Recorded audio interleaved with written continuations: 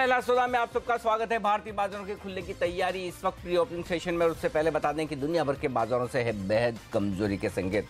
9 दिनों की तेजी के बाद डाउ में कल कमजोरी देखने को मिली, हालांकि बहुत ज्यादा नहीं, 33 अंकों के आसपास की कमजोरी थी, लेकिन तेजी पर ब्रेक लगाए न सिर्फ डाउ बल्कि नैस्डैक और S&P 1/4% की कमजोरी के साथ बंद हुए। ठीक है, ज्यादा नहीं है, लेकिन उसके बावजूद एशियाई बाजारों को देखिए गिरावट बड़ी गहराती नजर आ रही है। निक्केई 250 अंक नीचे है, हांगकांग 200 अंक नीचे। तो क्या वजह है?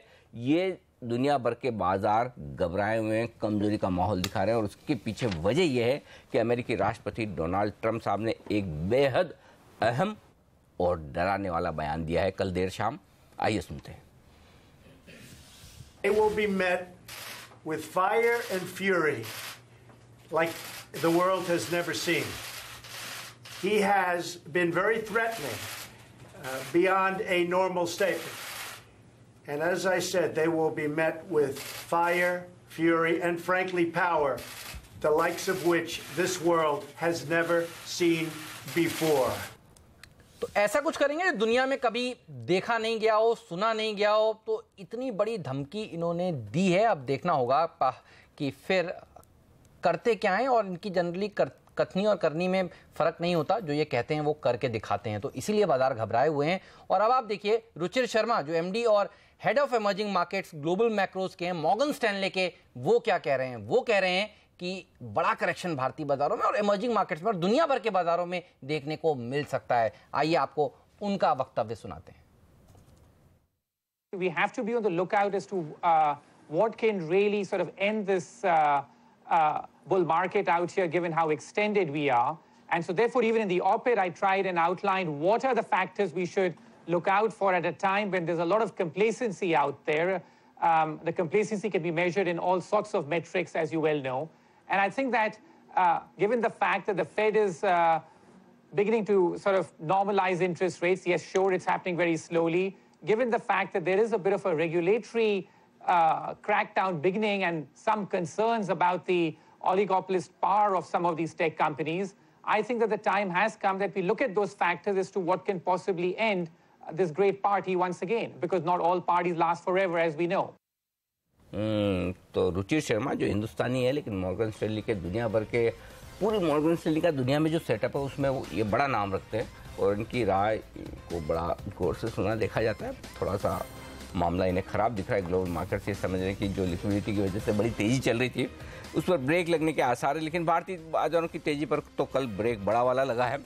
अब ये ब्रेक आज छूट जाएगा या बना रहेगा, इसका जवाब मिलने की तैयारी। और पहली टिक आपकी स्क्रीन पर आती हुई प्री ओपनिंग सेशन में कहाँ है? सन फार्मा। 10% नीचे सन फार्मा, इतने बुरे भी नहीं है टेरो के नंबर के 10% नीचे खुल जाए तो इतना नीचे तो नहीं खुलेंगे। 450 का लक्ष्य वागले साहब का आज का भी नहीं है, ये भी ध्यान रखें। चलिए, BPCL 2.5% नीचे है, वेदांता 1.5% नीचे है और TCS 10% ऊपर है, इतना ऊपर खुल नहीं सकता। IOC 4% ऊपर है, HDFC 7%। थोड़ी देर में लेवल सेटल होंगे, सब अपनी मर्जी से अभी जो डालना है वो लेवल डाल रहे हैं। लेकिन रुपये का सही लेवल आ चुका है। फिर से करेंसी मार्केट में जो 63 के नज़दीक पहुँचा था और ऐसा लगा कि अब तो और मामला बेहतर हो रहा है, लेकिन अब धीमे धीमे कमजोरी होती दिख रही है। 15 पैसे के नुकसान के साथ आज की है करेंसी मार्केट में शुरुआत। तो यहाँ पर थोड़ा सा नुकसान डेफिनेटली आपको नजर आएगा। तो ये है इस वक्त प्री ओपनिंग सेशन और रुपए की ओपनिंग का हाल। सेटल होने देते हैं प्री ओपनिंग सेशन को। 9:08 पर एग्जैक्ट पता चलेगा कि हमें कितनी कमजोरी के साथ ट्रेड करना है। लेकिन उससे पहले ट्रेड कहाँ करना है ये भी तो सवाल है। बताइए आशीष जी, अपनी पिक्स कहाँ ट्रेड करेंगे? आशीष जी आप बता चुके हैं 2 बाय और 2 सेल है ना, ये 4 हो गई। अमरीश जी से लेते हैं, अमरीश जी से पूछते हैं। अमरीश जी, कमजोरी में क्या खरीदेंगे सर आप? अभी तो कुछ नहीं लेना अभी। Right now I not really buy I think, but at lower levels in case we see 9600 levels और बिलो। तो कितना 9600 हाँ ठीक है, 100 लेवल्स एंड बिलो। तो वहाँ पे I start looking at the auto space. Tata Motors जो ऑलरेडी वीक है, in case I see levels of closer to about 385 to 400, वहाँ पे टाटा मोटर्स लूँगा। अशोक लेलैंड जो मेरा पहले का पिक था, I have been exiting at levels of about 109, 110, अभी तो 113 के आसपास था कल। In case I get that stock at closer to levels of about 87 to 88, वहाँ पे लूँगा। सो क्लियरली आई मीन अच्छा, आपके स्टॉक भी डिफाइंड है, लेवल भी डिफाइंड है, लेवल्स भी डिफाइंड है, इंतजार है बस। Irrespective where the market goes, In case that even at 9,800 levels, if I get these levels for these two stocks, I'll pick up. सही है, तो शॉपिंग लिस्ट तैयार है। देखिए ऐसे ही बनाना चाहिए शॉपिंग लिस्ट, और लेवल्स आपने जहन में रखने चाहिए। जब गिरावट हो तो वहाँ पर खरीदारी कर लेनी चाहिए। टाटा मोटर, आज जनरल, इसके नंबर्स में आने वाले हैं, आयशर के भी नंबर्स आज आने वाले हैं। दोनों के चार्ट्स देखकर बताइए वागले साहब क्या नज़र आ रहा है आपको इन दोनों के चार्ट्स में। आज आयशर के लिए हर्षिता बता रही थी बड़ी ख़राब रिपोर्ट्स क्रेडिट स्विस की, तो नंबर्स तो अच्छे आने की उम्मीद है, लेकिन एक बार क्रेडिट स्विस की वो रिपोर्ट भी लाएंगे और आपको बताएंगे 21,800 तक के टारगेट्स हर्षिता बता रही थी थोड़ी देर पहले। 32,000 का देखिए शेयर, ये देखिए 21,800 का टारगेट क्रेडिट स्विस का। अच्छा, क्रेडिट स्विस की रिपोर्ट इंपॉर्टेंट होती है, तो एक बार अंदर घुस के इस रिपोर्ट को पढ़ेंगे क्यों इतनी मंदी में है जी क्रेडिट स्विस वाले लोग। लेकिन आयशर मोटर का शेयर तो आज पता नहीं इस रिपोर्ट पर रिएक्ट करेगा या फिर नतीजों के ऊपर रिएक्ट करेगा। बहरहाल चार्ट देखकर बताइए सर कैसे लगते हैं। हेमंत, मेरे को आयशर मोटर्स में कोई भी चार्ट पे खराबी नहीं लगती। हाँ, corrective move with the market आना वो बात अलग है, ठीक बात है। उसमें बाइंग करनी चाहिए। 30,700 का वो लेवल है जिसके नीचे काफी लंबा है, यहाँ से मैं बेरिश हो जाऊंगा। और मुझे लगता है उसके पहले 2-3 हफ्ते की बात करें तो 33,500 तक एक महीने में ये आ जाना चाहिए। टाटा मोटर्स ऑलरेडी गिरा है, ऑलरेडी वीक है, तो ओवरसोल्ड जोन्स में है, लेकिन बाइंग करने के अभी भी मेरे को संकेत नहीं। मुझे लगता है ये स्टॉक 400 के नीचे एक बार जा सकता है। ओके, 400 के नीचे जा सकता है। फिलहाल नहीं खरीदेंगे, रिजल्ट के बाद देखेंगे जाएगा नहीं जाएगा, वागिल साहब से फिर से पूछेंगे। उससे पहले एक और स्टॉक है, इनफैक्ट 2 स्टॉक। अमरीश जी, आपने टेलीकॉम शेयरों में थोड़ा खरीदारी करने की राय दी थी। कल टेलीकॉम शेयरों में एक बड़ा काम हुआ, भारती एयरटेल 2,500 करोड़ की स्टेक इन्होंने बेची अपनी इंफ्राटेल में। भारती एयरटेल और भारती इंफ्राटेल, इस पर, इन दोनों शेयरों पर आपका क्या व्यू है? क्या यहाँ पर खरीदारी करनी चाहिए या कहाँ पर करनी चाहिए? इनफैक्ट मैंने भारती में जो बाय दिया था वो करीब 300-310 के आसपास था, शायद उससे भी थोड़ा नीचे। पैसा बन गया? पैसा तो बन गया, and in fact I have also exerted at about levels of between 360 to 380। तो ये जो लास्ट मूव था वो तो मैंने मिस किया, but again at these levels clearly I am like quite negative as far as telecom is concern, क्योंकि because of Jio जो मार्जिन प्रेशर आने वाला है और ऑलरेडी हो रहा है, I think this will get extended. I mean, we could see that margin pressure at least for the foreseeable 4 to 5 quarters. तो मुझे लगता नहीं कि at these high valuations one should look at telecom stocks. चलिए, तो telecom stocks को इस समय थोड़ा अवॉइड करना चाहिए। अब चीनी शेयर ये भी बहुत तेजी से दौड़ लगा चुके हैं। किरण जी, गिरावट में खरीदारी करेंगे या आपको लगता है इनमें और गिरावट देखने को मिल सकती है? सरकार की तरफ से अब ये फैसला हो रहा है कि भाई चीनी के दाम तो बढ़ने नहीं दिए जाएंगे, फेस्टिवल सीजन सामने आ रहा है, अलग अलग तरह के वो कामकाज उठाएंगे, स्टेप्स लेंगे जिससे दाम ना बढ़ें, चाहे वो विदेश से फिर सस्ती चीनी लाने की बात हो। चार्ट्स कैसे लग रहे हैं आपको? शुगर की अगर चार्ट देखते हैं तो मुझे लगता है कि इधर से थोड़ी सी और गिरावट हावी हो सकती है और 240 के लेवल देखने मिलेंगे। 240 के करीब अगर आता है तो अच्छे रिस्क टू रिवॉर्ड रेशियो देखने को मिलेंगे, क्योंकि एक अच्छा सपोर्ट है उधर, तो उन पे रिव्यू लेने की कोशिश करेंगे। अभी बाजी ना करें, हमने पहले ही 180 से करीबन 285 तक की देखी है। अभी इधर से थोड़ा सा करेक्टिव मूव आए तो अच्छा रहेगा चार्ट्स के लिए। तो ये है बलरामपुर चीनी और शुगर शेयरों पर आए थोड़ी कमजोरी के संकेत, कमजोरी और बढ़ सकती है। रनअप भी अच्छा हुआ है। अब देखना है कि जहां से इसका ब्रेकआउट हुआ है 162-160 के आसपास, वहां पर रुक जाता है या नहीं, ये देखना इंटरेस्टिंग हुआ। इंटरेस्टिंग ये भी होगा कि बड़े दिनों तक लगातार बल्लेबाज आने के बाद क्या आज स्टॉक 2020 की टीम में गेंदबाज हैं, ये देखना इंटरेस्टिंग है। तो आइए देख ही लेते हैं फिर स्टॉक 2020 का अपडेट।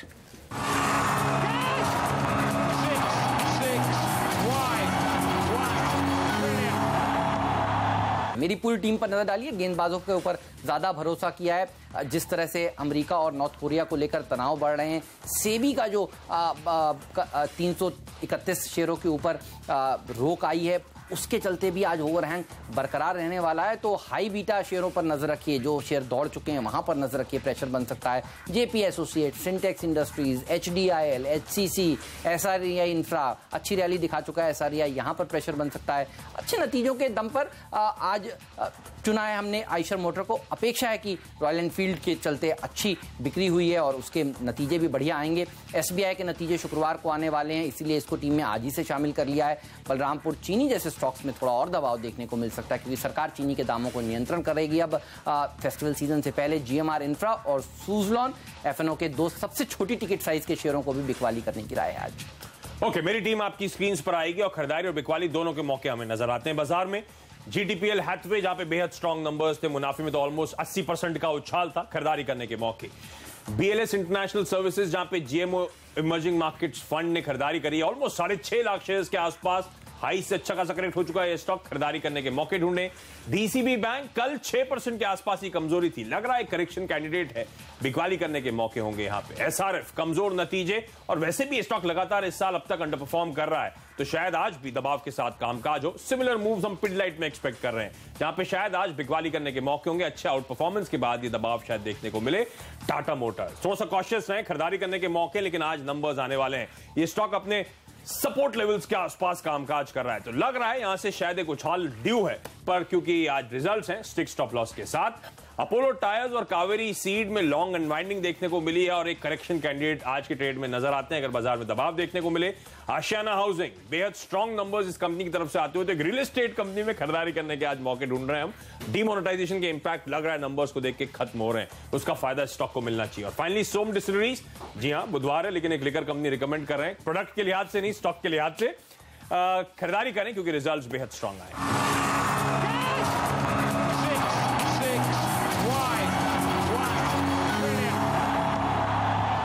ऑलराइट, और ग्लोबल मार्केट्स कमजोर हो तो फिर भारतीय बाजारों में भी गिरावट के साथ ही ओपनिंग होनी थी। SGX निफ्टी दिखा रहा था करीब 30 अंक नीचे हम खुलेंगे, करीब 20 अंक नीचे हम खुलने की तैयारी कर रहे हैं। JSPL थोड़ी सी मजबूती के साथ खुलने के मूड में, हिंडाल्को में थोड़ी सी मजबूती देखने को मिलेगी। टेक महिंद्रा, इन्फोसिस ये थोड़े मजबूत खुल रहे हैं की तैयारी कर रहे हैं, प्री ओपनिंग ट्रेड सेटल हो चुके हैं। आइशर मोटर भी मजबूती के साथ ही खुलेगा। Bajaj auto, Tata Motors auto pack पर रखिएगा नजर, ये थोड़े स्ट्रॉन्ग होंगे। लेकिन कमजोर क्या होगा? सन फार्मा, HPCL, BPCL, IOC थोड़े और कमजोर हो सकते हैं। और बैंकिंग स्टॉक्स यही गिराएंगे बाजार को, और खासतौर पर अब private sector banks, axis bank देखिए, येस बैंक देखिए, HDFC बैंक देखिए, ICICI बैंक देखिए, तो आज भी कमजोर कड़ी अगर बाजार में सुबह सुबह कोई होने वाली है तो अनिल वो फिर बैंकिंग स्टॉक्स ही होने वाले हैं, लग रहा है ये देख के। बिल्कुल बैंक्स कमजोर हैं। और रिजल्ट्स वाले भी मैं बता दूं आपको कौन कौन से स्टॉक्स हैं जो रिजल्ट के दम पर एक्शन में दिख रहे हैं। अनंतराज खराब नतीजे के दम पर 3.5% कमजोर है। टाटा केमिकल नतीजे के बाद 2.25% कमजोर है। SRF 2% कमजोर है। IOC में 2% का नुकसान है। और वीडियोकॉन 1% नीचे दिख रहा है, नतीजे नहीं लेकिन नीचे दिख रहा है। क्रॉम्पटन कंज्यूमर शायद इनके केनस्टार ब्रांड को खरीद सकता है 1440 करोड़ का, उसके बावजूद स्टॉक हिलता नहीं। और अगर गलती से बढ़ जाए तो आपको पता ही इस वक्त कमजोर क्वालिटी वाले शेयरों में आपको क्या करना है ये बताने की जरूरत नहीं, लेकिन जरूरत है एक स्टॉक पर एक बेहद स्ट्रिक्ट स्टॉप लॉस लेने की, और वो है JP एसोसिएट। वागले साहब, कमजोर क्वालिटी के शेयरों में मामला थोड़ा गड़बड़ दिख रहा है। स्ट्रिक्ट स्टॉप लॉस बता दीजिए जिसके नीचे ट्रेडिंग पोजीशन भी छोड़ दी जाए और डिलीवरी भी छोड़ दी जाए, अगर वो लेवल टूटे तो सोचने का नहीं फिर उसके बाद। 24 के नीचे क्लोज होता है। हाँ, प्रेफरेबली मैं वीकली ये करना चाहूंगा। नहीं, वीक तक तो भाई साहब 3 दिन में 40% HDL गिर गया, एक हफ्ता कौन इंतजार करेगा? तो चांस नहीं ले। हाँ, 24 के नीचे।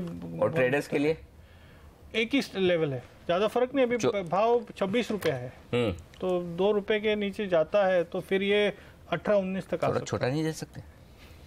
नहीं, 24 ही।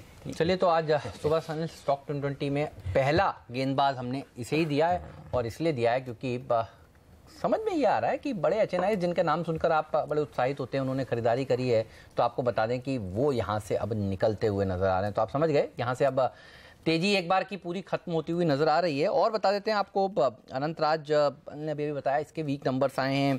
एस्ट्राजेनेका, सुंदरम, क्लेयॉन्ट इनके नंबर्स कमजोर आए। SRF के नंबर्स कमजोर, टाटा केमिकल के नंबर्स कमजोर, और PVR इसके नंबर्स अच्छे आए हैं। कल मार्केट बंद होने के बाद शायद इसके नंबर्स आए और इसलिए कल शायद तेजी भी देखने को मिल रही है। नंबर्स नहीं, इसमें वो मामला है ये कि इन्होंने अपनी 51% स्टेक बेची है PVR ब्लू एंटरटेनमेंट में 86 करोड़ रुपए में, इसलिए चल रहा था। तो 86 करोड़ रुपए मिल गए इनको और इस वजह से बढ़ा है। तो ये तो वायदा कारोबार का भी शेयर है, तो राय सब कुछ आज अगर इस खबर के दम पर बढ़े तो बेचना है कि खरीदना है, ये बताइए आप। अनिल जी, कोई खास कुछ नहीं करना नहीं है, बिल्कुल। अगर से न्यूज़ के बेसिस पे ऊपर खुलता है तो प्रॉफिट बुकिंग भी उतनी ही फास्ट आएगी, क्योंकि कोई बिल्डअप पोजीशंस का नहीं है। और मैं नहीं समझता कि कोई बहुत कुछ नहीं करना है जी, बिल्कुल। तो मेरे हिसाब से और कोई ऐसी मूवी भी नहीं कि जो आप PVR के थिएटर में जाके देख सके, तो PVR से दूर रहे हर हाल से। बराबर है, चलिए ये अच्छी बात है।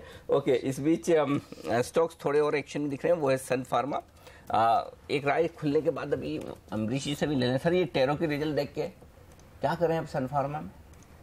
वीक तो रहेगा, there is no two questions about it, पर जैसे अभी बात कर रहे थे कि like it is in oversold zone already, क्योंकि जो गिरा है करीब 700-750 के लेवल से गिरा है ये, तो मुझे लगता है कि बहुत ज़्यादा नीचे आएगा। I mean I think 450 could be the floor for this stock.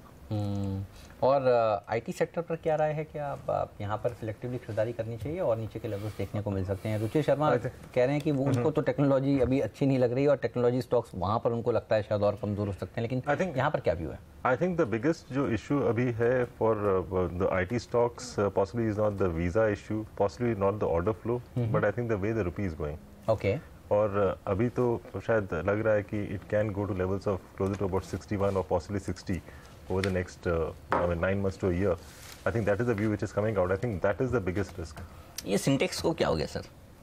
दोनों देखिए, एक चीज़ तो क्लियर, देखिए जो पुराना सिंटेक्स है जो एफएनओ में, वो तो कल सुबह हमने बात की थी कि भाई सबसे पहले इसमें प्रॉफिट बुक करिए, 20 वाला हो गया 38-40 जो भी, लेकिन नया वाला सिंटेक्स जो कल लिस्ट हुआ 5% ऊपर लिस्ट और 5% नीचे सर्किट, और ये तो 10 दिन तक ट्रेड टू ट्रेड में 5% के सर्किट पर ही रहेगा। अहो, फिर से नीचे खुल रहा है, तो क्या करें सर, दोनों ही बेच दें? एक बार तो बेच के निकल सकते हैं, because even at these levels I think the combined return better than the 117 और 30 कितना हो गया? 147 में बुरे नहीं ना? हाँ, एब्सोल्युटली, क्योंकि when it was delisted the original Syntex the price was lower than this. 100 कितना आपको तो ध्यान होगा आशीष जी, कितनी थी उस समय प्राइस? 130 के आसपास, 134 है ना, 134 वही, ठीक है, तो अभी भी नुकसान में नहीं है और ज़्यादा बढ़िया है, तो ठीक है, फिर ये बेच कर निकले। और सिंटेक्स में तो कल देखिए बहुत क्लियर कट सुबह बता दिया था कि पहले यहाँ प्रॉफिट बुक करिए। सिंटेक्स प्लास्टिक तो लिस्टिंग के दिन अंदाजा लगाना थोड़ा मुश्किल काम तो होता है, लेकिन हमारा अंदाजा भी सही था, 130-140 के बीच में लिस्ट होगी, वहाँ हुआ भी, मिला मौका, ठीक है, अब नहीं मिला तो आप देखिए, बट सिंटेक्स इंडस्ट्री तो क्लियर कट कल सेल हो चुका था। चलिए अब शुरुआत करते हैं आज की सेशन की। 88 अंक नीचे है सेंसेक्स प्री ओपनिंग सेशन में, 17 अंक नीचे है निफ्टी, उतना कमजोर नहीं जितना एसजीएक्स दिख रहा था, 32 तो उसके मुकाबले में कम कमजोर है हम। मिड कैप इंडेक्स 1/4% नीचे, बैंक निफ्टी पर नुकसान 80 अंकों का है, 24,500 के अहम लेवल के आसपास ऊपर खुलता हुआ दिख रहा है। सबसे ज्यादा कमजोर क्या है? वही सन फार्मा, जिसका अंदाजा है कि टेरो के रिजल्ट के बाद इसे तो गिरना ही है, 2.5% नीचे है, नया 52 वीक लो बनाने के लिए तैयार है। अब ये देखिए 52 वीक हाई है बाजार, उस समय ये 52 वीक लो बनाने की तैयारी कर रहा है। सन फार्मा तो आज फिर से गिरेगा। आईओसी 2% नीचे है, हम तो लगातार कह रहे हैं कि 430 वो लेवल है और 430 आया, देखिए 430-450 बेस्ट सेलिंग रेंज है आईओसी की, वहाँ से देख लीजिए ये निकल गया 30 रुपये 2 ही दिन में। अब रीजन कुछ भी रहा हो तो ये बेचने का सही लेवल। भारतीय इंफ्राटेल कल की ब्लॉक डील के बाद आज कमजोर खुलेगा, हिंडाल को खाली एक मजबूत दिख रहा है मुझे। पहले टिक आपकी स्क्रीन पर आती हुई 90 अंकों का नुकसान है सेंसेक्स में, निफ्टी 25 अंक नीचे खुलता हुआ दिख रहा है, 9,950 कल के लो लेवल पर खुलता हुआ निफ्टी, और सेंसेक्स में भी कमजोरी का ही माहौल है। सेंचुरी मारता हुआ सेंसेक्स नीचे की तरफ 101 पर है और नोट आउट भी 0.5% का नुकसान है। मिड कैप इंडेक्स में मार यहाँ पर तेज पड़ती हुई दिख रही है और तेज मार पड़ती हुई दिख रही है बैंक निफ्टी पर भी, जो 100 पॉइंट नीचे है, 24,500 के अहम लेवल के आसपास। तो काफी इंटरेस्टिंग लेवल पर शुरुआत हुई है निफ्टी की, कल के लोस पर बैंक निफ्टी की 24,500 के अहम लेवल पर, मिड कैप इंडेक्स 2/3% लुढ़कते हुए। फिर कौन से स्टॉक सेक्शन में? सन फार्मा सिर्फ 5% नीचे है। देखिए किस तरह से पिटाई होती है कमजोर शेयरों की, जहां पर थोड़ी सी भी खराब खबर है। इनकी सब्सिडरी कंपनी टेरो, इनके लिए अमेरिकी बाजार लगभग एक तरह से कह सकते हैं खत्म होते हुए दिख रहे हैं। टेरो के लिहाज से देखें और इनकी यूएस एफडीए की अप्रूवल पेंडिंग, उस लिहाज से देखें तो मार पड़ना स्वाभाविक था। जो हमारा अंदाजा था कि 475-80 खुलना चाहिए, वहीं पर खुलता हुआ दिख रहा है। बीपीसीएल आईओसी नुकसान के साथ ट्रेड करते हुए दिख रहे हैं। टाटा मोटर्स नतीजों से पहले 1% है कमजोर, प्राइवेट बैंक से ढीले, यस आईसीआईसी में 0.5% का नुकसान। मजबूत है एक ही स्पेस और वह है मेटल्स, क्या दमदार प्रदर्शन। और आशीष जी ऐसे ही थोड़ी हिंदुस्तान जिंक खरीदने की राय दे रहे थे। देखिए मेटल स्टॉप कर रहे हैं, चार्ट्स को 3% ऊपर है, हिंडाल को 1% ऊपर है, वेदांता दमदार खरीदारी होती दिख रही है और इन्फोसिस 0.5% मजबूत। आइए वायदा कारोबार की तरफ। कमजोर कड़ी है सिंटेक्स, आज फिर से नुकसान में, 7.5% का बड़ा कट यहां पर आता हुआ दिख रहा है और कमजोर होता हुआ दिख रहा है। सन फार्मा यहां पर बड़े नुकसान के साथ कारोबार होता हुआ दिख रहा है और मजबूती के लिहाज से देखें तो सिर्फ मेटल्स, आईटी शेयरों पर भी नजर किए, इन्फोसिस तेजी से ऊपर आता हुआ दिख रहा है, 0.5% मजबूत है। मेटल के बाद सबसे ज्यादा मजबूती अगर कहीं दिख रही तो इन्फोसिस में दिख रही है, इन पर नजर रखिए, लेकिन बाजार पर भी नजर रखिए, बेहद कमजोरी का माहौल है। 100 अंक नीचे सेंसेक्स है, निफ्टी 32 अंक नीचे, ठीक उतना ही जितना एसजीएक्स दिखा रहा था। मिड कैप इंडेक्स 0.25% नीचे और बैंक निफ्टी पर दबाव ज्यादा बढ़ता हुआ दिख रहा है, 125 अंकों के नुकसान के साथ बैंक निफ्टी। बैन में है HDIL, लेकिन 10% कमजोर है। 20% की गिरावट के बाद 10% और गिरना मायने रखता है। सिंटेक्स इंडस्ट्रीज ये भी देखिए दबाव दिखा रहा है। जेपी एसोसिएट्स बैन में है, उसके बावजूद कहा था बेच दीजिए, देखिए ये भी प्रेशर में आता हुआ 6% नीचे, कल का गिरावट और गहराती हुई। GMR इंफ्रा भी दबाव के साथ कारोबार करता हुआ। कावेरी सीड भी बैन में है, आज फिर से देखिए कमजोरी के साथ इसने ओपनिंग दिखा दी है। अब प्रेशर देखने को मिल रहा है चौतरफा, HCC जैसे शेयर भी पिटते हुए, MRPL में भी दबाव देखने को मिल रहा है। तो अब HDIL पर नजर रखिए, ये देखिए अब 13% निकल गया है। कल जिस तरह से बड़े फंड्स ने यहाँ पर बिकवाली करी है, HDIL इस वक्त का सबसे बड़ा एक्सीडेंट 13-14% यहाँ पर कमजोर हो रहा है। 14%, ओ माय गॉड, यहाँ पर देखिए क्या दबाव देखने को मिल रहा है। तो प्रेशर में है। बैंक निफ्टी जिसने कल आखिरी में भी बेचा, उसको भी 100 पॉइंट नीचे मिला है। ये बता रहा है कि उछाल में बिकवाली हो रही है और नीचे जा रहा है बाजार और लोग कुछ बेच रहे हैं, ये समझ में आ रहा है। मिड कैप इंडेक्स आधा % नीचे कारोबार करता हुआ, तो चौतरफा दबाव इस समय देखने को मिल रहा है। जैसा कि अनिल ने बताया, हिंडाल्को इसके नतीजे ध्यान रखिएगा शुक्रवार को आने वाले, इसलिए यहाँ पर तेजी देखने को मिल रही है। नोवालिस के नंबर अच्छे आए थे और नाल्को के नंबर्स भी कुछ देर पहले बेटर आए हैं, इसलिए ये शेयर भाग रहे हैं। वेदांता में भी तेजी देखने को मिल रही है और जुबिलेंट फूडवर्क्स ये वो स्टॉक है जिसकी री रेटिंग होती हुई नजर आ रही है। अब आप देखिए टॉप 5 FNO गेनर्स में यही है और आज संदीप वागले साहब बाजार खुलने से पहले कह रहे थे यहाँ पर खरीदारी कर लीजिए, तो अच्छी तेजी जुबिलेंट फूडवर्क्स का स्टॉक दिखाता हुआ। HDIL क्या किया जाए अब अमरीश जी बताइए, क्योंकि खबरें आ रही हैं कि अगर ये रेरा में अपने आप को अपने प्रोजेक्ट्स को रजिस्टर नहीं कराते हैं तो फिर बैंक्स भी इनको कर्ज नहीं देंगे। बड़े बड़े फंड्स बिकवाली कर रहे हैं, क्या करना चाहिए? HDIL में डिलीवरी है तो बेच के निकल जाए एक बार। मुझे तो लगता है कि बेच के निकल जाना चाहिए, क्योंकि ये बात मैंने पहले भी कही थी। In fact I mean stocks like these on a upward move is much easier to sell than at these levels. तो ये है ऊपर के लेवल पर बिकवाली करने का ही सोचे, लेकिन अब प्रॉब्लम यही है कि कमजोरी इतनी ज़्यादा। और SRF ये एक और स्टॉक है जो अब 4% कमजोर है, जहाँ जहाँ नतीजे खराब है मार पड़ती हुई दिख रही है, इसमें कोई डाउट नहीं। टाटा केमिकल 4% नीचे होता हुआ दिख रहा है। वागले साहब डिलीवरी बेच दें, बताइए फटाफट। 570 या क्लोजिंग का इंतजार करना है? क्लोजिंग का इंतजार करें, बट पैटर्न ये सजेस्ट करता है कि इसके ऊपर नहीं जाएगा, तो आई थिंक थोड़ी तो आधी तो बेचनी चाहिए यहाँ पर। और बिग बुल की तरफ से अगर बिकवाली हो चुकी हो पूरी जेपी एसोसिएट्स में, तो आपको लगता है जिन लोगों ने खरीदारी करी थी जेपी एसोसिएट्स में उनके नाम के पीछे पीछे क्या उनको भी निकल जाना चाहिए? जेपी एसोसिएट्स का चार्ट क्या बता रहा है? यहाँ पर भी क्या अगर शेयर हो तो निकल जाना चाहिए एक बार? इस समय 7% नीचे है वागले साहब। निकल जाना चाहिए, जैसे अनिल जी ने कहा, वो वेट करेंगे तो थोड़ा सा डाइसी हो सकता है और ये स्टॉक 10% दिन में जाते हैं, तो आई थिंक ना आपको आप अपने लेवल पे नहीं मतलब वेट ना, हमारा काम तो पूछना है। वेट नहीं करे 24 के नीचे क्लोज होने का, एंटिसिपेट करके, क्योंकि 24 का आपका क्लोजिंग है ना। हाँ ठीक बात है, चलिए 24 की क्लोजिंग पर नजर रखिए, उसके नीचे जाए तो सिंटेक्स। आशीष जी जरा बताइए इसमें क्या किया जाए? आ गया ये 30 के आसपास। नहीं अंजी, अभी तो थोड़ा सा प्रेशर रहेगा लिक्विडेशन का। मुझे लगता है कि कहीं ना कहीं स्टॉक नीचे में 28 से 27 के लेवल्स को टेस्ट कर सकता है, तो तब तक इस स्टॉक से दूरी बनाए रखना चाहिए। मुझे लगता है क्लियर प्ले जो है वो मेटल है। हमने थर्सडे के शो में वेदांता और हिंदुस्तान दोनों के ऊपर बाय दी थी और दोनों ही वहाँ से स्ट्रॉन्ग मूव में मुझे लगता है यहाँ पे एक सस्टेनेबल ट्रेंड नजर आ रहा है। एक स्टॉक और हमने जो थर्सडे को दिया था वो था MGL का, जब ये स्टॉक 1020 के स्तरों पर चल रहा था, ये आज ऑल टाइम हाई पे आ चुका है और कंसिस्टेंट इसमें हम देख रहे हैं ओपन इंटरेस्ट का एडिशन हो रहा है, वॉल्यूम का राइज हो रहा है, तो मुझे लगता है ये भी एक बहुत स्ट्रॉन्ग ट्रेंड है। कोई भी डिप पे MGL के अंदर बाय कीजिए, 1050 का स्टॉप लॉस रहेगा। ऊपर में मुझे लगता है 1130 1140 के टारगेट्स MGL के अंदर भी देखने को मिल सकते हैं। MGL, IGL आज यही है star, Hindustan zinc, Vedanta, Hindalco, PC jewellers में देखिए आप कल की तेजी के बाद और अच्छी रैली यहाँ पर बनती हुई और कमजोरी के में अब एक और शेयर शामिल हो रहा है HCC। इसने भी अच्छी दौड़ लगाई थी और अब देखिए ये भी टॉप 3 FNO लूजर्स में शामिल हो चुका है। सबसे पहले HDIL थोड़ा समझने की कोशिश कर रहा है, फिर जेपी एसोसिएट्स और फिर सिंटेक्स और फिर HCC। चार्ट देखकर बताइए वागले साहब क्या नजर आ रहा है? आपने NCC का HCC Hindustan constructions. Hemant weakness है, मुझे नहीं लगता ये स्टॉक में रहना चाहिए और लोअर लेवल्स में समझता हूँ आएंगे 31 3150 तक के मुझे डाउनसाइड दिखते हैं और 36 का ऊपर में स्टॉप लॉस होना चाहिए। एक स्टॉक जो आपकी स्क्रीन पर फ्लैश होता हुआ दिख रहा है वो है सेंट्रम कैपिटल। इस स्टॉक पर नजर रखिए और ये स्टॉक लाते हैं हम आपके लिए बीएससी पर। इस स्टॉक में बड़ा ट्रेड होता हुआ दिख रहा है। सेंट्रम कैपिटल 51 रुपये पर ये ट्रेड हुआ है। कितना 24 लाख शेयरों के आसपास का कारोबार हुआ है। 23,74,000 और आधा परसेंट 0.6% के आसपास की हिस्सेदारी बदली है।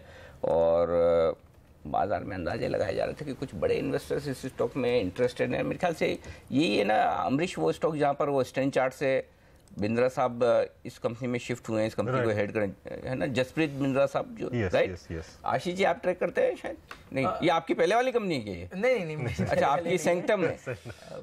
आपकी कंपनी तो नहीं है ना जी? आपकी सेंटम और ये सेंट्रम है, दोनों अलग अलग है ना? अच्छा, ये वो वाली है सेंट्रम, ओके, ये अलग कंपनी है। आपकी किसी की राय है इस पे कुछ सेंट्रम?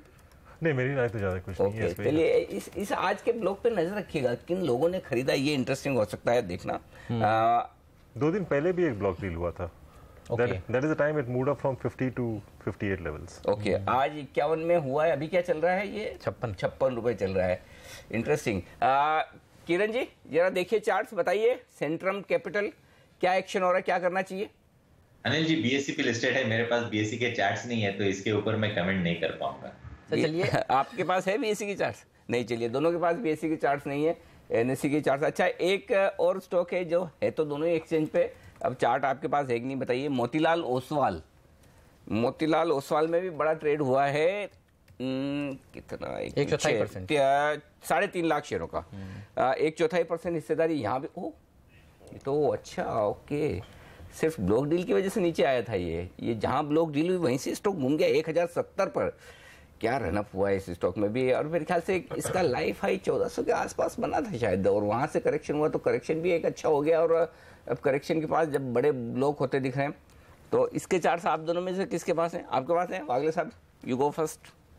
बाय करके काम करना चाहिए।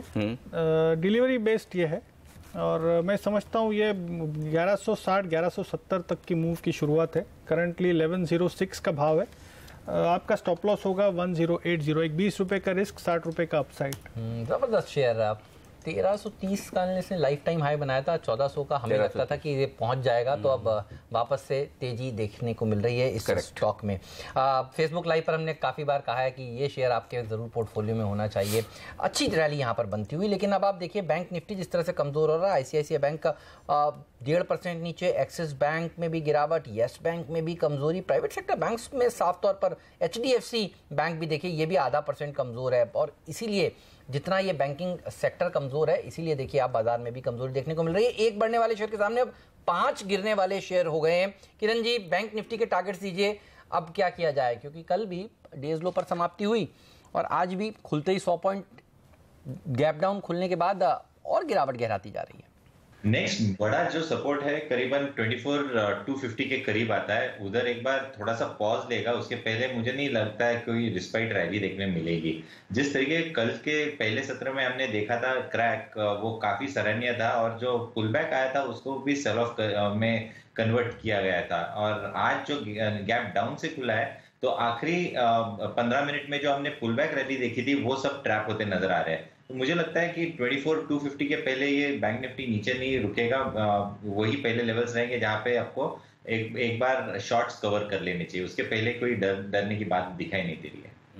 लेकिन एक स्टॉक जो बेहद मजबूत दिख रहा है इस खराब बाजार में मेटल स्पेस में, वो है नैल्को। कल भी हमने इस स्टॉक को कवर किया था। आज देखिए फिर से क्या शानदार खरीदारी होती दिख रही है नैल्को में, और पिछले कुछ मिनटों में जिस तरह से फिर मुंह आता हुआ दिखा, ये स्टॉक लगता है तेज दौड़ लगाने के लिए तैयार है। आशीष जी देखिए जरा वायदा कारोबार की क्या संकेत है स्टॉक में। देखिए 2% ओपन इंटरेस्ट बढ़ा है, क्या कल के कुछ हाई से इसके पार निकला है, क्या हो रहा है इसमें? देखिए क्लियरली पूरा मेटल में तेजी, और मुझे लगता है नैल्को कम से कम 82 के लेवल्स को क्रॉस करेगा। बहुत ही स्ट्रॉन्ग 82 जी, ओके, और बहुत स्ट्रॉन्ग पैटर्न है। तो मैं समझता हूं कि 68 69 का आप स्टॉप लॉस रखिए और पोजीशन बना सकते हैं। 82 83 तक की अपसाइड नेक्स्ट 3-4 दिनों में ही नाल्को में देखने को मिल सकते हैं। नंबर्स आए, अच्छे आए, थोड़ी देर पहले हमने फ्लैश भी किया और आप देखिए यहाँ पर अच्छी तेजी देखने को मिल रही है। द्वारिकी शुगर कल भी 10% नीचे था, आज भी 6-7% नीचे है। शुगर शेयरों में जो तेजी देखने को मिली वन वे, और अब यहाँ पर मुनाफा वसूली देखी जा रही है, ऐसा लग रहा है। किरण जी द्वारिकेश के चार्ट देखकर बताइए, पैसा तो इसने काफी बना कर दिया, जिनके पास है अब निकल जाएं। या होल्ड करने की राय है? शुगर सेक्टर में द्वारिकेश पर राय दीजिए। द्वारकेश में मुझे लगता है कि एक बार प्रॉफिट बुक कर लेना चाहिए। जिस तरीके का चार्ट पैटर्न है और कल की जो भारी गिरावट देखने को मिली और आज गैप डाउन देखने को मिल रहा है, तो उसका मतलब है कि अच्छी खासी डिलीवरी बाहर निकल गई है, प्रॉफिट बुकिंग हो चुका है। मेरा मानना है कि ये काउंटर करीबन 560 540 के लेवल्स के करीब नीचे आते वो कंसोलिडेट करेगा और उसके बाद वापस एक बार यू टर्न ले सकता है। उसके पहले लेने की संभावना बहुत कम बनती है। चलिए कुछ शॉर्ट आइडियाज पर फोकस करें। सीएट मागल साहब तैयार है जाने के लिए नीचे? बिल्कुल शॉर्ट किया जाए अभी तुरंत? यही लेवल पे शॉर्ट किया जाए। फटाफट बताइए, फिर आप कहेंगे देर होगी। ओपन और आज का हाई सेम है, वो एक संकेत है कि गिरेगा। 1735 के लेवल्स है और ये 1725 ब्रेक होगा तो इसमें मोमेंटम आएगा। तो एक 31 रुपए का स्टॉप लॉस ले लीजिए। ऑन द डाउन साइड मुझे लगता है 100 रुपए मिलेगा 2 दिन में। 5%। 1725 के नीचे 100 रुपए यानी 1625, 1630 1640 मतलब 80 से हो गया 1720 हो गया। ये लो अब एक मिनट, इसके एक मिनट में फिर अगर इतनी कमजोरी दिख रही तो मैं एक बार फिर आशीष जी को पूछता हूँ। आशीष जी फटाफट एफएनओ डेटा देखिए, बताइए सीएट कितना गिरेगा? नहीं, बिल्कुल क्लियर शॉट है। 3.5% का इजाफा है बिल्डअप में और मुझे भी लगता है 1600 के स्तर देखने को मिल सकते हैं। स्टॉप लॉस शायद मैं इतना बड़ा ना दूं, मुझे लगता है 1730 के एक स्टॉप से तो ठीक है, अब तो अगले साल भी रिवाइज कर सकते हैं स्टॉप लॉस, ऐसी क्या बात है? बताइए अब रिवाइज स्टॉप लॉस क्या है आपका? अब रिवाइज स्टॉप लॉस होगा 1733। अमरीश जी कोई वजह है इतने महंगे दाम पर सीएट खरीदने की इस वक्त? एब्सोल्युटली नो, नहीं ना। और यदि आप देखते हैं कि मैनेजमेंट ने कहा था कि इनपुट कॉस्ट बढ़े हैं इसीलिए प्रॉफिट्स गिरे हैं, पर यदि आप देखते हो कि जो रबर प्राइसेस का मूवमेंट है लास्ट 3-4 महीने में, correct, and you look at the oil prices and the oil derivatives which are the 2 major inputs for tyre, दोनों में हमने देखा है कि भाव बढ़े नहीं है। Right. Rubber prices in fact volatile थे, so which puts a question mark on their procurement policy and the way they procure raw materials। और इससे ये भी क्लियर होता है कि जो ऑपरेशनल लिवरेज है वो काफ़ी कम है। And in case we actually see the raw material prices going up, rubber prices going up in future, तो क्लियरली इनका जो मार्जिन्स है इतना श्रिंक होगा या शायद नेगेटिव भी हो सकता है। तो फिर अपोलो टायर भी बता दीजिए। और क्योंकि पहले आप सीएट का भाव देख लीजिए। हाँ, तो सीएट तो 1688 इतना अनिल जी, इससे बेटर आपका टाइमिंग हो नहीं सकता है। पता नहीं सर ये क्यों सीएट के साथ ही ऐसा होता है कि ऊपर नीचे दोनों वक्त सही टाइम पे पकड़ में आ जाता है। आपका और सीएट का कुछ गहरा रिश्ता है। पता नहीं, मतलब मेरी नाम राशि न्यूमरोलॉजी किसी हिसाब से ऐसा तो कभी ऐसा लगा नहीं। अच्छा, दूसरा एक चीज सिंस हेमंत ने पूछा, अपोलो टायर्स में मुझे वो डाउनसाइड मोमेंटम नहीं दिखता है, इतना खराब नहीं तेजी नहीं करी। शॉर्ट करना तो सीएट करो। कौन सा आपको सारे करने जरूरी है? अपोलो तो like I don't think Apollo has moved in tandem with CEAT. Correct. Actually आपको मैं बताऊं एक बात, जब हम ये सेबी का पी नोट पर बैन आया था तब मैंने एक बात कही थी कि सब लोगों को क्या लग रहा था कि शॉर्ट कवरिंग होगी, शॉर्ट कवरिंग होगी उन स्टॉक्स में जहां पर पार्टिसिपेटरी नोट्स में नेकेड शॉर्ट बहुत खड़े हैं, मसल की बैंक्स, कुछ कमजोर क्वालिटी के शेयर, और वो सब भागे भी, राइट। लेकिन हमने ये भी कहा था कि कुछ ऐसे शेयर हैं जहां पर लॉन्ग अनवाइंडिंग भी होगी, जहां लॉन्ग पोजीशन खड़ी, उनमें से सीएट एक था। और आप देखिए तब से ये स्टॉक लगातार टॉप को पार कर नहीं पा रहा है। तो ये कमजोरी एक और स्टॉक जो कमजोर दिख रहा है, I don't know, bank of India. आप लोगों को कमजोरी दिखती है क्या? बात की थी किरण जी का शॉर्ट साइड है। ओके, आज रिजल्ट भी है बैंक ऑफ इंडिया के। स्टॉक में जिस तरह से पोजीशन अच्छा है, रिजल्ट की वजह से भी हो सकता बन रही हो, 3.5% ओपन इंटरेस्ट बढ़ता हुआ दिखा है। किरण जी, आपका शॉर्ट कैंडिडेट बढ़ रहा है शॉर्ट की तरफ, ऐसा लग रहा है, पोजीशन तो बनना शुरू हो गई है। बताइए इन लेवल पर 150 पे शॉर्ट कर दें इस वक्त, और यदि हाँ तो फिर अब रिवाइज स्टॉप लॉस टारगेट दीजिए इसके। बिल्कुल शॉर्ट करके चलना चाहिए। अभी रिवाइज मैंने 156 का स्टॉप लॉस सेट किया था, अभी 153 हो जाएगा स्टॉप लॉस, और टारगेट्स के लिए पहले 146 और फिर 142 के लेवल्स देखने को मिल जाने चाहिए। ये टारगेट्स कल तक आ जाने चाहिए। तो इस पर रखिएगा नजर। और HDIL से मेरी नज़र नहीं हट रही है, अब 14% नीचे, सिंटेक्स 10% नीचे, HCC 7% नीचे। एक बार स्टॉक 2020 की टीम लाते हैं। ये सारे के सारे स्टॉक्स हमने सुबह बताए थे कि यहाँ गिरावट हो सकती है बैन में होने के बावजूद, और देखिए क्या प्रेशर देखने को मिल रहा है। JP एसोसिएट्स भी 7% नीचे और SRF 6% नीचे। किरण जी, SRF ये बताइए, क्योंकि इसमें भी अनाप शनाप तेजी हुई थी पहले, उसके बाद नंबर्स 2 क्वार्टर से तो मैं खुद ट्रैक करने लगा, जब ये गिरता है नंबर्स के दिन 100 रुपए तो आराम से निकल जाता है। कितनी और गिरावट देखने को मिल सकती है? 90 रुपए नीचे इस समय। 1400 के फर्स्ट टारगेट देखने में मिल जाने चाहिए और वो भी आज ही देखने में मिल जाने चाहिए। इसका एक कारण है, कल का जो अपमूव देखा गया था वो कल ही ट्रैप हो चुका था और आज गैप डाउन से खुला है। तो कल के जो लॉन्ग पोजीशंस है, कल ओपन इंटरेस्ट एडिशंस काफी अच्छे थे, इसलिए कई लोगों ने लॉन्ग पोजीशंस लिए होंगे और वो ट्रैप हो चुके हैं। और मेरा मानना है कि जब ट्रैप होता है तो लॉन्ग कवरिंग देखने को मिलेगी, जिसके कारण हमें और निचले स्तर देखने को मिलेंगे। मेरे टारगेट्स करीबन 1420 से लेके 1400 तक के रहेंगे आज के ट्रेडिंग सेशंस के लिए, और वो भी अगले 1-2 घंटे में ही आ जाने चाहिए एक्चुअली। और निकलने का दमखम रखता है ये स्टॉक आपके लिहाज से? 1400 तक पहुंच सकता है, 1450-52 का भाव इस समय चल रहा है। इसने भी सबको डिसअपॉइंट किया था। बिल्कुल बिल्कुल, बहुत ही खराब रिजल्ट हैं। मतलब किसी भी पैरामीटर पर आप देख लें, रिजल्ट बेहद कमजोर है, मार पड़ना ठीक है, रिजल्ट के बाद पढ़नी भी चाहिए अगर जो कंपनियां रिजल्ट अच्छे नहीं दें। अच्छा, गणेश हाउसिंग कॉर्पोरेशन, ये स्टॉक लाइए जरा एक बार। कहाँ पर? NSE पर यहाँ पर एक बड़ा ट्रेड हुआ है गणेश हाउसिंग कॉर्पोरेशन में, मेरी स्क्रीन पर दिख रहा है, और वो है 139 रुपये 20 पैसे में 1% हिस्सेदारी बदली। इंटरेस्टिंग। आज कौन सा हाउसिंग स्टॉक कोई था 2020 की टीम में? मैंने कोई स्टॉक तो नोटिस, आशियाना था क्या किसी टीम में? मेरी टीम में नहीं था, शायद आशीष की टीम में आशियाना था। अच्छा, ओके, तो लो कॉस्ट हाउसिंग वाला शेयर कोई यहाँ पर टीम में नजर आए। एनीवे, तो गणेश हाउसिंग 4.5 लाख शेयरों का कारोबार हुआ है, 139 रुपये 20 पैसे में 1% हिस्सेदारी बदली है। स्टेक तो 1% बढ़ी है। वागले साहब, किन लेवल्स पर प्रॉफिट बुक की जाए अगर किसी के पास है या खरीदना है? क्या राय है आपकी चार्ट देखकर? आप जैसे बात कर रहे थे, सपोर्ट मिला है 138 के लेवल्स पे और करंट भाव है 144, लेकिन मैं समझता हूँ ऊपर में 148 पे रेजिस्टेंस है, तो मैं अवॉइड ही करूँगा। और करना ठीक है मामला। MRF देखिए 1000 रुपये निकल गया। बॉश गिरावट तो गहराती जा रही है, खासतौर पर बैंक निफ्टी की कमजोरी देखिए। कल 4% है ना, फिर से नेचुरल रबर के दाम बढ़े भी हैं, एक्चुअली चक्कर वो भी है। तो नेचुरल रबर के दाम बढ़ना मतलब सीधा टायर कंपनियों के मार्जिन पे दबाव, जो आपने देखा ना किस तरह से क्या हुआ। 16% वाला मार्जिन रह गया 8% किसका? अपोलो का। 12% वाले मार्जिन सीएट के रह गए कितने? शर्म आएगी सुनेंगे 2%। मतलब ऐसे मार्जिन, MRF के मार्जिन कम हुए हैं। तो SRF देखिए अब 95 रुपीज नीचे था जब किरण जी से हम पूछ रहे थे, और अब 120 रुपए नीचे है SRF का स्टॉक। 8% की बड़ी कमजोरी हो रही है। पर कुछ एक्सपर्ट्स इसमें गलत पड़े हैं, खासतौर पर मुझे वो कोटक के एक्सपर्ट की याद आ रही है इस समय, क्योंकि वो कहते थे कि 1800-2000 के लेवल्स इसमें देखने को मिल सकते हैं। और आप देखिए यहाँ पर नतीजे अगर कमजोर आए तो फिर बाजार इसी तरह से पनिश करता है। जबरदस्त प्रेशर देखने को मिल रहा है इस स्टॉक में। इवन HDIL, अब किया जाए ये बताइए, और इंतजार किया जाए नई खरीदारी करने से पहले? जिस हिसाब से अब मार्केट, पहले आधे घंटे का बिहेवियर देखा गया है, 20 मिनट का बिहेवियर देखा गया है, लग रहा है कि ये करेक्शन थोड़ा लंबा चल सकता है या डीपर हो सकता है, पर अभी बोलना थोड़ा मुश्किल है। So I would say that just wait for a while. यदि अच्छा खासा बाउंस बैक आता है, only then you should buy. Otherwise I think it's better to wait for like lower levels, क्योंकि जैसे कि मैंने पहले भी कहा था कि if it goes below a certain level, it could be 9600 to 9800। In case it goes below those levels तो शायद एक पैनिक आ जाए। थोड़ा सा बाजार रिकवर होने की कोशिश कर रहे हैं, मिड पॉइंट पर आ रहे हैं 9950 के करीब। निचले स्तरों से 20 पॉइंट की रिकवरी जरूर हुई है, लेकिन वो रिकवरी सिर्फ और सिर्फ थोड़े से चुनिंदा दिग्गजों में है, मिड कैप्स में नहीं। स्टॉक अगला जो एक्शन में है वो है रिलायंस कैपिटल। रिलायंस कैपिटल आइए जरा आपके सामने लेकर आते हैं इस शेयर को, क्या कुछ एक्शन है। वो हरे निशान में आ गया रिलायंस कैपिटल। फोकस करिए इस शेयर पर।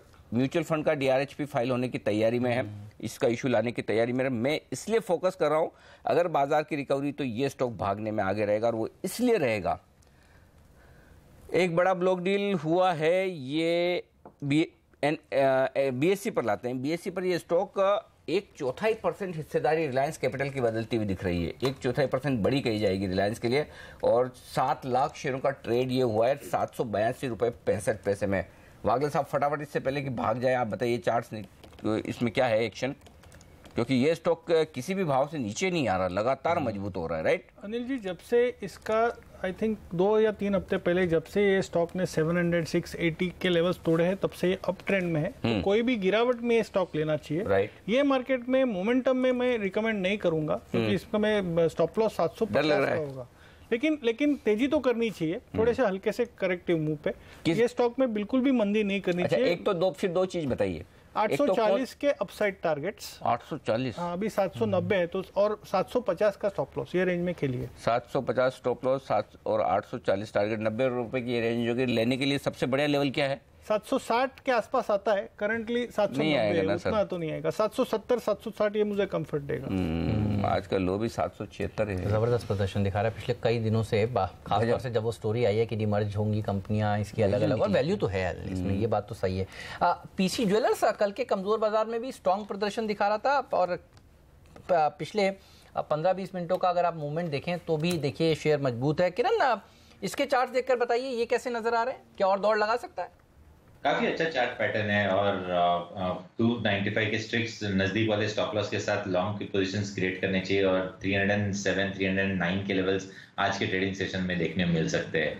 इसमें जो ओपन इंटरेस्ट एडिशन देखने को मिल रहे हैं वो कल के सत्र में काफी सराहनीय थे, और आज भी हम देखते हैं तो करीबन 8% ओपन इंटरेस्ट एडिशंस बढ़ते नजर आ रहे हैं। तो इजीली हम 307 309 के लेवल्स देखने को मिल जाएंगे। ओके, तो ये है राय आपके लिए पीसी ज्वेलर्स पर। पता नहीं ये स्टॉक क्यों भाग रहा है, समझ नहीं आया। कल भी खराब बाजार में बढ़ा है, आज भी बढ़ा है, कुछ तो हो रहा है। कुछ किसी ने कुछ सुना है क्या? लास्ट वीक इस पे रिकमेंडेशन जरूर दी थी अनिल जी। क्या सोच के दी थी रिकमेंडेशन? ये मैंने आपको उस समय भी लॉजिक बताया था कि पूरा ये जो स्पेस है जिसके अंदर में ऑर्गेनाइज्ड ज्वेलरी के अंदर में प्ले कर रहे हैं, बहुत बड़ा स्विच देखने को मिल रहा है। क्योंकि जो मैं टाइटल लूंगा ना, मैं पीसी ज्वेलर्स क्यों लूंगा? मुझे तो क्वालिटी चाहिए। हाँ देखिए, क्वालिटी प्ले करना तो टाइटन पे भी हमने कॉल दी थी, वहां से स्टॉक 10% का चला था, और उसके बाद में मोमेंटम प्ले, और अब देखिए 7% का ओपन इंटरेस्ट में कुछ भी कहो आशीष जी, ये अभी ये जो 1-2 दिन है ना, इसमें तो है ना फोकस क्वालिटी पर ही जाता है। अभी तो माहौल वैसा है कि अच्छी चीज खरीदें, कम बढ़े ना बढ़े चलेगा, लेकिन सेफ्टी चाहिए इस वक्त, क्योंकि ग्लोबल मार्केट्स और हमारे कल की पिटाई विटाई के बाद जो माहौल है, चलिए माहौल थोड़ा सुधरने के संकेत आ तो रहे हैं। दिग्गजों में थोड़ी थोड़ी खरीदारी हुई है, निचले स्तर से 25 पॉइंट निफ्टी सुधरा है, लेकिन इतना काफी नहीं है। फिर भी एक चीज है, जितना गिरा हुआ है उतना ही नीचे से ऊपर भी आया है। तो आप देख लीजिए आपको कैसे देखना है, half glass full, half glass empty, लेकिन कैसे देखना चाहिए और किन शेयरों को देखना चाहिए, इसका जवाब लेंगे हमारे चारों एक्सपर्ट हमारे साथ है। एक छोटा सा ब्रेक इस वक्त लेना जरूरी है, तुरंत आ रहे हैं।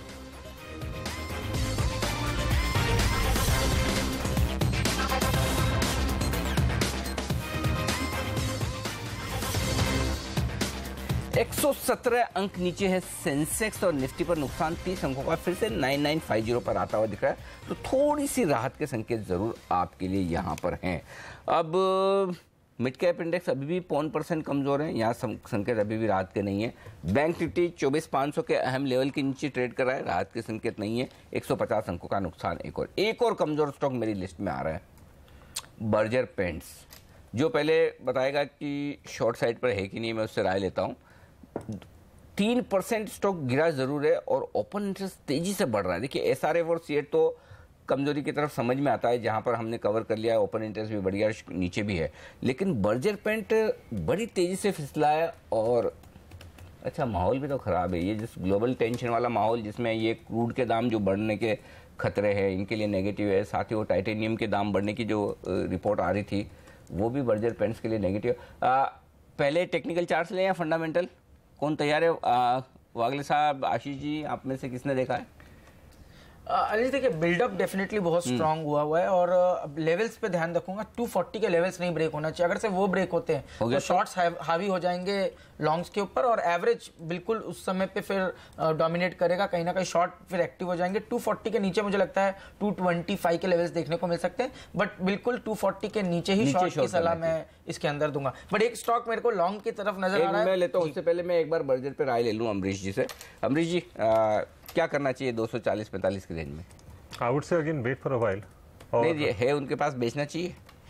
जिनके पास है तो बेचना तो नहीं चाहिए, because I really don't think it will fall too much below 210 levels.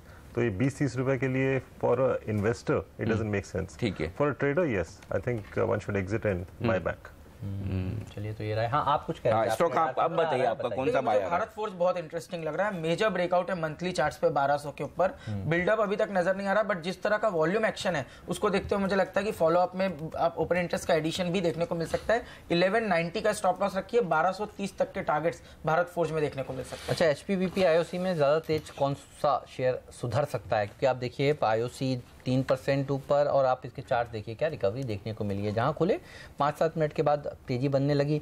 BPCL के नंबर्स भी फ्राइडे को आने वाले हैं, क्या बेटर लग रहा है आपको? पिछले 2-3 दिनों से काफ़ी गिर चुके हैं ये स्टॉक, क्या बाउंस दिखा सकते हैं? बिल्कुल दिखा सकते हैं, और मेजर स्ट्रक्चरल अप ट्रेंड में है, तो मैं नहीं समझता हूं कि शॉर्ट्स की मैं एडवाइस करूंगा। आईओसी मुझे लगता है जिस तरह से 420 के स्तरों को क्रॉस कर रहा है, उसको देखते हुए मुझे लगता है 445 से 450 की अपसाइड देखने को मिल सकती है। नीचे में 412 का एक स्टॉप लगा के पोजीशन बनाई जा सकती है। इस बीच दो छोटे छोटे ट्रेड हुए हैं जो बता दूं आपको। एक तो हुआ है टाइटन में 612.50 पर। टाइटन में 2.25 लाख शेयरों का कारोबार हुआ है। परसेंटेज में ज़्यादा नहीं है, छोटा है। तो पीसी ज्वेलर्स के साथ टाइटन भी थोड़ा मजबूत है। दूसरा है बजाज फाइनेंस, यहाँ पर भी एक ट्रेड हुआ है 31-32 हज़ार शेयरों का 1744 रुपये के आसपास। तो बजाज फाइनेंस में भी थोड़ा सा एक्शन होता हुआ दिखा। ओके, इस बीच मजबूत हो रहे हैं। एक्चुअली आज सारा पूरा ऑयल एंड गैस स्पेस से ही आ रहा है बाजार को। जो निफ्टी में रिकवरी हुई है उसमें काफ़ी कुछ योगदान ऑयल एंड गैस स्पेस शेयरों का है। तो मैं बता दूं आपको कि निफ्टी में कौन से हैं टॉप गेनर में। आईओसी और बीपीसीएल, ये आईओसी खासतौर से अच्छा रिकवर होता हुआ दिखा है 2.5% की मजबूती के साथ। तो सरकारी कंपनियां सहारा दे रही, क्योंकि आईओसी, एनटीपीसी, बीपीसीएल, एसबीआई भी सरकारी है ये सब। और इस बीच इन्फोसिस भी 0.5% मजबूत होता दिखा है। ये बताएं किरण, इन्फोसिस के चार्ट पर क्या ये 955-60 अच्छा लेवल है इन्फोसिस में खरीदने के लिए? क्योंकि बार बार ये 1000 तक पहुंचता है। 950-1000 की वो रेंज हो गई। वो कहते हैं कि शफलिंग करा इधर से उधर। तो क्या ये 960-65-70 ये लेवल ठीक है खरीदने के लिए? नहीं, मुझे नहीं लगता कि इधर कुछ एक्टिविटी देखने को मिलेगी। इन्फोसिस एक ब्रॉड बैंड में है, और ब्रॉड बैंड करीबन 920 on the lower side and 1040 on the higher side, इस बैंड में है। इस बैंड में और हम बीचों बीच अभी खड़े हैं। तो मेरा मानना है कि इन्फोसिस को अवॉइड ही करना चाहिए। अगर कुछ आईटी में, लार्ज कैप आईटी में कुछ चाहिए तो टीसीएस में ध्यान देखना चाहिए। मुझे लगता है टीसीएस में ज्यादा अच्छा खासा मूव देखने को मिलेगा। एक बार 225 एक इंपॉर्टेंट रेजिस्टेंस है, ये एक बार निकल जाए तो टीसीएस में आपको काफी अच्छी मूव देखने को मिलेगी। मेरा मानना है कि 25 क्रॉस करने के बाद सीधा 25.75, 26.50 ये दो लेवल्स रहेंगे जो टारगेट के मान को चलना चाहिए। और 25 के ऊपर 25.10 के स्टॉप लॉस के साथ ट्रेड इनिशिएट करना चाहिए। तब तक के लिए टीसीएस भी कुछ ना करने की सलाह होगी। पीएफसी, इसको देखकर बताइए किरण जी, ये क्या आज और कल में बढ़ सकता है? क्योंकि आज भी 1.25% मजबूत, और पिछले 2-3 ट्रेडिंग सेशन से इसने बाजार को आउट परफॉर्म किया है। कल नतीजे आने वाले हैं, बोनस का ऐलान होने वाला है, तो सारे ट्रिगर्स तो हैं। इसके साथ पीएफसी लाते हैं और उसके बाद किरण जी से पूछते हैं। किरण जी बताइए क्या कॉल है? बिल्कुल स्ट्रॉन्ग कॉल है, स्ट्रॉन्ग बाय कॉल है। और ये परसों भी हमने रेकमेंड किया था, उसका भी ट्रेलिंग स्टॉप लॉस मेरा 133.50 का रहेगा। और मेरा मानना है कि अभी एक छोटा सा रेजिस्टेंस 138.50 का है, ये एक बार निकल जाए तो फिर इसमें एक बहुत अच्छा मूव देखने को मिलेगा, जो कि अगले हफ्ते तक ये स्टॉक 150 के लेवल्स के ऊपर जाने की संभावना बनती है। दो स्टॉक्स जहाँ पर बहुत ही बेहतरीन मूव आ रहा है। एक तो बैंक ऑफ इंडिया, जहाँ लग रहा था सुबह की शॉर्ट पोजीशन बनते दिख रही, लेकिन रिवर्स होता हुआ दिख रहा है स्टॉक, और इस पर नजर रखनी चाहिए। वागले साहब फटाफट बताइए, अगर बैंक ऑफ इंडिया किसी का शॉर्ट पोजीशन है, क्योंकि रिजल्ट का दिन और रिजल्ट के दिन स्टॉप लॉस होना बहुत जरूरी है, ये बताइए अभी ट्रिगर कर लिया जाए या किसी इंपॉर्टेंट लेवल के ऊपर स्टॉप लॉस रखना चाहिए? पहले वो बताइए। 156 के ऊपर जाता है तो काट लेना चाहिए। Futures August futures. ओके, और दूसरा है रिलायंस कैपिटल, जिन्होंने खरीदा है उनके लिए अब ट्रेलिंग स्टॉप लॉस बताइए आज के लिए क्या स्टॉप लॉस, क्योंकि डेज हाई पर आ चुका है रिलायंस कैपिटल, और क्या दमदार तेजी रिलायंस कैपिटल में होती हुई दिख रही है। आप देखिए चार्ट, जहां से हमने पकड़ा है वहां से स्टॉक भागता हुआ नजर आ रहा है। अब ट्रेलिंग स्टॉप लॉस रखकर क्या दिन के लिए क्या टारगेट? 787 का स्टॉप लॉस रखना चाहिए, 785 का रादर, और मुझे लगता है 820-830 तक के आपको टारगेट्स मिल सकते हैं। जबरदस्त प्रदर्शन दिखाता हुआ रिलायंस कैपिटल। एडलवाइस फाइनेंशियल्स, ये एक और ऐसा स्टॉक है जिसने पैसा बनाकर दिया है सारे इन्वेस्टर्स को। पूछते हैं आशीष जी से। आशीष जी बताइए क्या राय है? आज भी कमजोर बाजार में देखिए ब्रोकिंग हाउसेज में ये स्टॉक सबसे बढ़िया प्रदर्शन दिखाता हुआ क्या और दौड़ सकता है?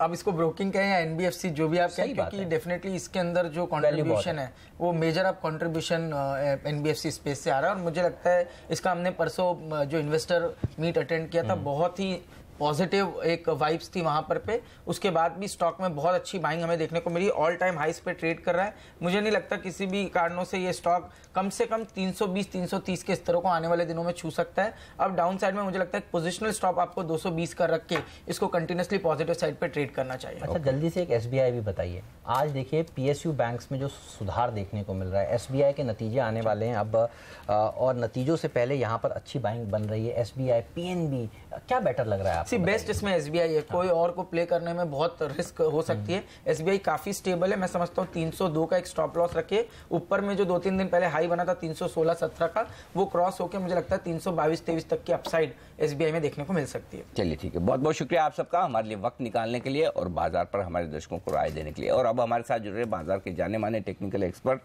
S2Analytics.com के सुदर्शन सुखानी। सुखानी साहब, स्वागत है आपका CNBC आवाज पर। सबसे बड़ा सवाल तो ये लेना चाहता हूँ कि क्या ट्रेंड में बदलाव होने के संकेत हैं, क्या बाजार टॉप बना चुका है, या फिर अभी कोई घबराने की जरूरत थी? कौन से वो लेवल्स हैं जो अब सबसे ज्यादा अहमियत रखते हैं इन्वेस्टर्स के लिए? पहले इन्वेस्टर्स के लिए हाथ से बताएं। देखिए, आपके 2-3 प्रश्न थे। घबराने की ज़रूरत नहीं है, ये बात एकदम ठीक है, क्योंकि घबराना इसलिए नहीं चाहिए।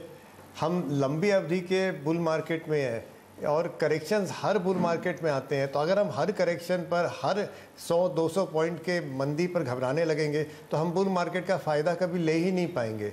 इसलिए घबराने की कोई बात नहीं है। माने मार्केट ऊंच नीच करता है, लेकिन लंबी लॉन्ग टर्म ट्रेंड ऊपर की तरफ है और हम तो बुल मार्केट की शुरुआती स्तर पर हैं अभी।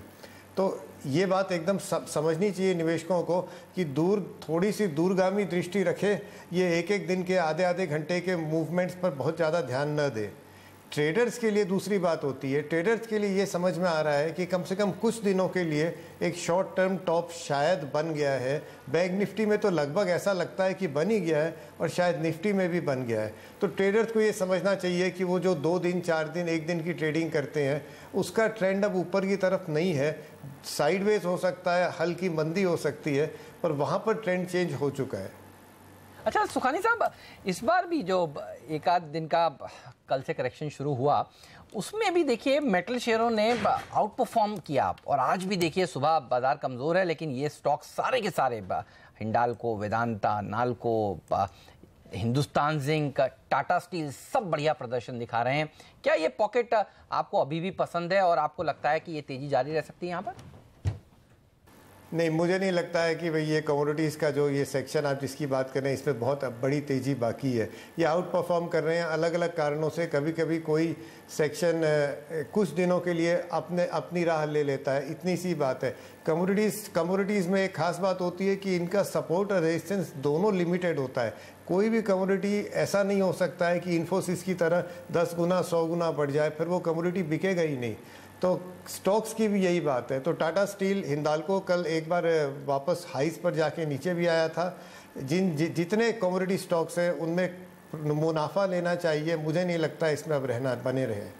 अच्छा सर, एक चीज़ बताइए, किन लेवल्स के ऊपर निफ्टी और बैंक निफ्टी वापस निकले तो आप ये कहेंगे कि भाई करेक्शन पूरा हो गया और अब फिर से नए हाइज बनने की भी तैयारी है, बड़ी तेज़ी भी होगी, और फिर उसके बाद क्या टारगेट्स रखने चाहिए निफ्टी बैंक निफ्टी में ऊपर के? नहीं, कभी न कभी तो ये वापस न्यू हाइस बनाएंगे ही। मैं तो कह रहा हूँ कि हम बुल मार्केट के शुरुआती दौर में ही हैं अभी। लेकिन अब निफ्टी अगर मान लीजिए 10,200 एक बार चला भी गया, इसका ये मतलब नहीं है कि करेक्शन पूरा हो गया। इसका सिर्फ इतना मतलब है कि इस समय निफ्टी साइडवेज है। साइडवेज बाजार में ऊपर और नीचे दोनों के सपोर्ट रेजिस्टेंस टूटे जाते हैं और उसके बाद वहीं पर पहुँच के रह जाता है। तो मैं नहीं देख रहा हूँ कि किस तरह, मुझे समय में ज़्यादा रुचि है। अगस्त और सितंबर सीजनली कमज़ोर महीने रहते हैं और ऐसा लग रहा है कि अगस्त में सितंबर में मार्केट या तो चौपी रहेगा या हल्की मंदी में रहेगा। अगर ऊपर भी जाएगा तो यहाँ खरीदारी नहीं बनेगी। और कौन से स्टॉक्स ज़्यादा कमज़ोर हो सकते हैं, कौन से सेक्टर्स ज़्यादा वीक लग रहे हैं आपको फिर? देखिए, ज़्यादा से तो ये है ना, अक्रॉस द बोर्ड करेक्शन होना चाहिए। कोई ऐसा सेक्टर नहीं है। फार्मा जो वीक है वो वीक ही रहेगा और आईटी स्टॉक्स में हल्का करेक्शन आ सकता है, पर इसके अलावा ये कोई सेक्टर स्पेसिफिक करेक्शन नहीं होना चाहिए। जो बाजार इतनी तेज़ी के बाद बाजार हल्का सा मंदा होता है, करेक्ट करता है, सिर्फ इतनी बात है। मैं आपको इसका प्रश्न का जवाब दूसरी तरह से देता हूँ कि एफएमसीजी और फाइनेंशियल सर्विसेज ये दोनों सेक्टर्स मजबूत लग रहे हैं। यहाँ पर जहाँ तक हो सके इंट्राडे शॉर्ट सेलिंग से भी दूर रहें। और एक अपने आप में रिलायंस बहुत ठीक है। रिलायंस वीक है आप ये कह रहे हैं?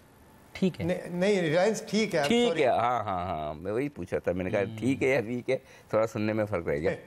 जी जी, नहीं बिल्कुल। क्या टारगेट्स लगते हैं सर आपको रिलायंस के? रिलायंस के टारगेट मुझे 3000 से ऊपर के लगते हैं। देखिए टारगेट आप समझते हैं अनिल जी कि ये आज की स्थिति में कहा जाता है, बाजार में बदलाव भी आ जाता है, पर अभी ये समझ आता है कि इस स्तर में भी हर निवेशक के पास ये शेयर होना चाहिए, यहाँ से ये डबल कर सकता है और करना भी चाहिए।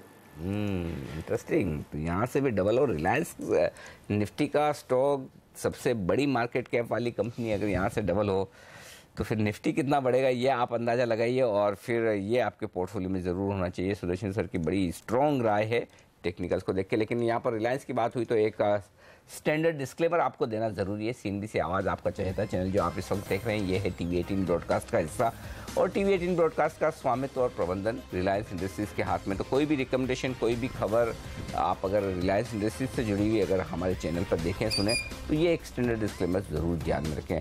तो विदा लेंगे सुदर्शन सर से। बहुत बहुत शुक्रिया सर आपका हमारे लिए वक्त निकालने के लिए, और इस अहम दिन बाजार के वो तमाम अहम लेवल्स हमें और डायरेक्शन देने के लिए हमारे दर्शकों को। बाजार कमज़ोर खुले लेकिन निचले स्तरों से थोड़ी रिकवर करने की कोशिश भी करते हुए दिख रहे हैं। इंटरेस्टिंग लेवल पर है निफ्टी और बैंक निफ्टी दोनों ही। आगे क्या होगा ये देखना होगा, लेकिन फिलहाल पहला सौदा में आज के लिए इतना ही। लेकिन आप बने रहिए CNBC आवाज़ के साथ, क्योंकि ब्रेक के बाद प्रियंका संभव दिल्ली से हमारे साथ जुड़ेंगी, जो लेकर आएंगे कमोडिटी बाजार की ओपनिंग भी और आपके तमाम सवालों के जवाब भी। हम दोनों को दीजिए इजाजत। नमस्कार।